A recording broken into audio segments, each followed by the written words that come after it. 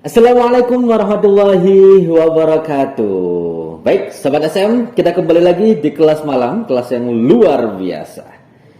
Kemarin kita telah membahas beberapa hal yang berkaitan dengan financial freedom. Salah satunya, kenapa sih kok financial freedom ini penting? Kemudian, untuk apa sih sebenarnya kita bekerja itu ya Coach? Apa hanya sekedar bekerja? Dan kemudian terakhir kemarin saya juga pernah menyampaikan tentang passive income itu seperti apa, active income itu seperti apa. Jadi, jika Sobat SM masih ketinggalan video-video yang sebelumnya, monggo silakan bisa diakses di YouTube kita, yakni Motive Training Center. Bisa juga jabri-jabri ke tim training, karena kita siap untuk memfasilitasi Bapak Ibu akan kita semuanya agar benar-benar paham tentang financial freedom yang merupakan ilmu dari Ibu Tri Astuti selaku CEO Motive Corp. Baik teman-teman semuanya, sekilas saya memberikan sebuah kesimpulan bahwasanya kita niat bekerja di sini. Kita niat bekerja dengan sesuatu yang luar biasa yang ada dalam diri kita. Potensi kita keluar semuanya, tujuannya ada dua, Bapak Ibu Kakak semuanya, yakni apa? Untuk menggapai passive income dan passive pahala. Saya ulang sekali lagi, sering di tiap kesempatannya ketika di workshop kemarin Ibu menyampaikan, oh jadi kalian harus semangat gitu ya. Karena apa? Karena kita sudah tahu bahwasanya kita bekerja itu menuju dua hal. Sekali lagi menuju dua hal, yakni passive income dan passive pahala.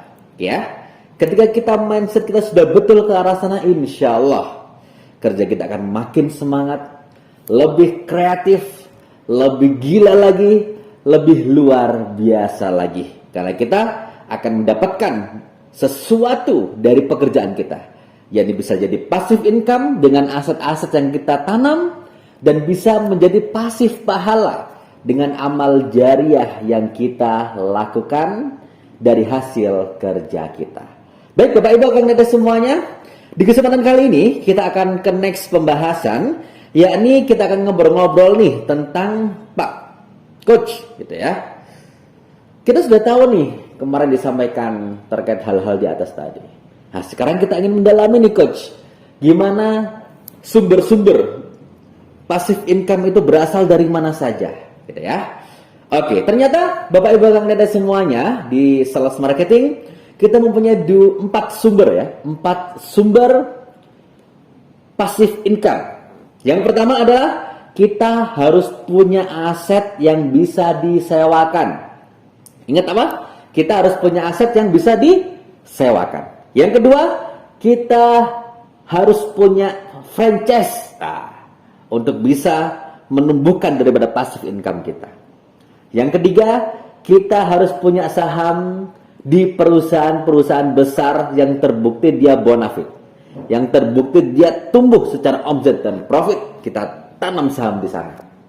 Dan yang keempat, kita harus punya bisnis yang tersistematis, sistemnya jalan, karyawannya jalan, manajernya jalan. Insya Allah 4 hal itu akan menjadi sebuah passive income bagi diri kita.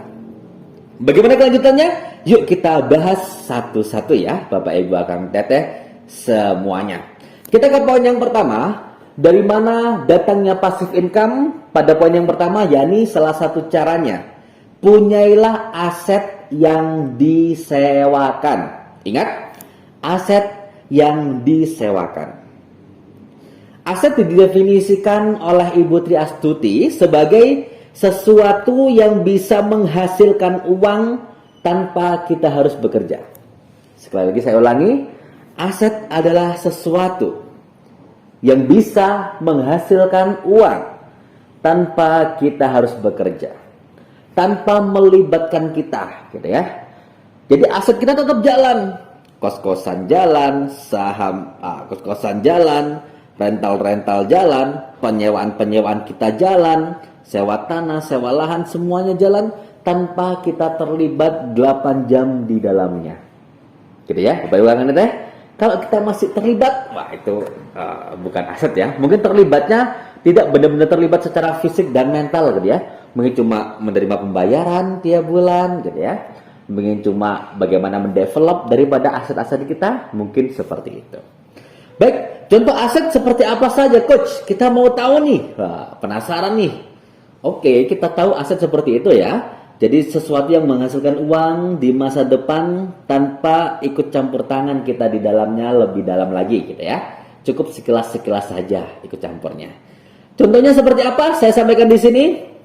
Yang juga disampaikan Ibu kemarin ketika di workshop. Kita punya kontrakan. Nah, silakan nih. Bagi yang sekarang ada peluang bikin kontrakan, uang tabungan sudah cukup, sok langsung bikin. Langsung agendakan gitu ya. Bikin kontrakan karena itu termasuk sebuah aset. Yang kedua kita punya rental odong-odong. Wah dia boleh odong-odong. Kok menarik nih bisnis odong-odong gitu ya. Kita beli odong-odong kita rentalkan. Atau yang mau rental mobil boleh beli mobil rentalkan. Beli motor rentalkan gitu ya. Beli becak kalau di sekitar areanya masih becak masih menguntungkan, beli becak rentalkan. Kalau kata Ibu kemarin delman gitu ya. Beli kuda, rentalkan jadi delman gitu ya. Kemudian selanjutnya kita sewakan kebun, tanah atau sawah milik kita sendiri. Jadi yang teman-teman sekarang kondisi kampungnya masih desa atau yang tinggal di perkotaan kan ada ya, kampung yang sudah kota gitu ya. Ada juga kampung yang sudah desa. Yang kampungnya sekiranya masih peluang, kebetulan nih saya punya warisan dari orang tua atau mertua lahan kosong yang bisa dimanfaatkan, entah jadi sawah, entah sewa lahan gitu ya, entah sewa tanahnya gitu ya.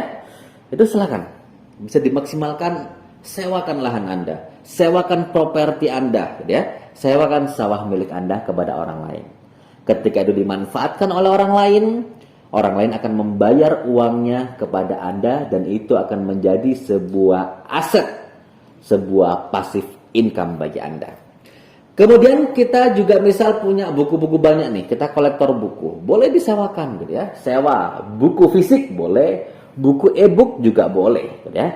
Karena hari ini beli buku lumayan ya, buku digital lebih-lebih karyanya Kang Dewa Eka bisa 200-300 ke atas. Sok beli.